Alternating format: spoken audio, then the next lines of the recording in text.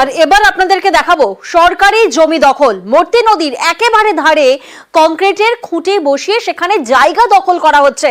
শুধু তাই নয়, একের পর এক রিসর্ট তৈরি হচ্ছে। পাশে ধূপজোড়া, সেখানেও বেআইনি নির্মাণ। চাঞ্চল্যকর অভিযোগ জলপাইগুড়িতে, আর এই নিয়েই সরব পরিবেশ প্রেমীরা।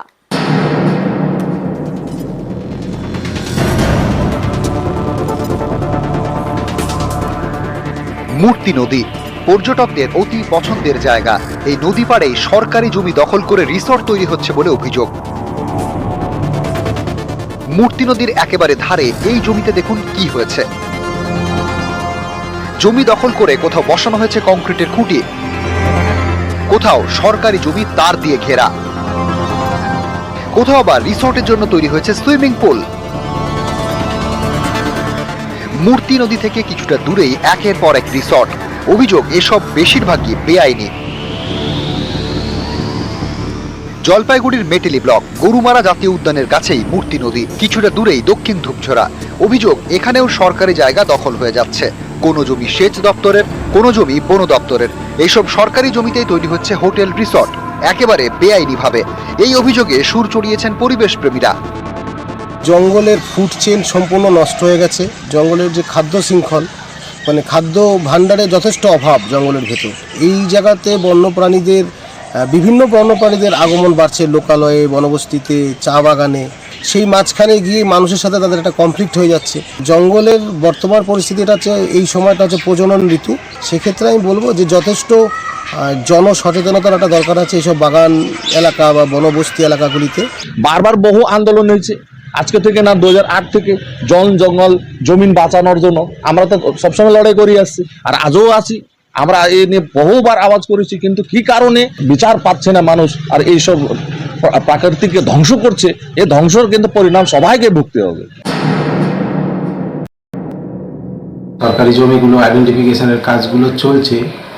এখন ওই রিপোর্টগুলো আমরা পাঠাচ্ছি, তারপরে আমাদের যেরকম ডাইরেকশন দেওয়া হবে আমাদের অথরিটির কাছ থেকে, সেই রকম আমরা কাজগুলো করব। এখন ইরিগেশন ডিপার্টমেন্ট থেকে আমরা মিলে যদি দরকার পড়ে আমরা সার্ভে করে দেব।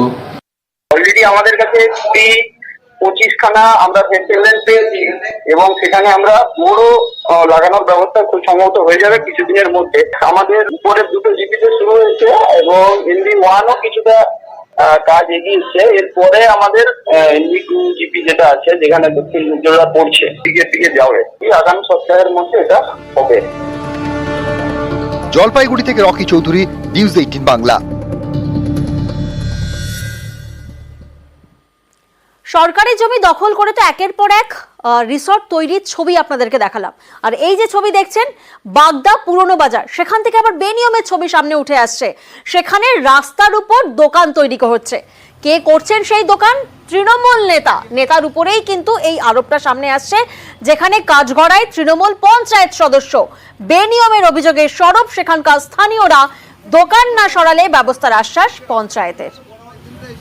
গোপাড়ায় ওই তো এখনো তো রয়েছে। তারপরে আরও অন্যান্য সব বসেছিল, সেলুন বসেছিল, তারপরে এই টিনের চালা করা ছিল, এখানে একজনের বেড়া দেওয়া ছিল, পিডব্লিউডির জায়গা। সবাই ভাঙুক, আমি ভাঙবো, এরকম একটা পরিস্থিতিতে কাজ আটকে ছিল। তো মোড়ের মাথায় কাজ আটকে ছিল।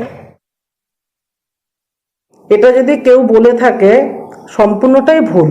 ওই রাস্তার জন্য আমার 100 না 200% সমর্থন আছে।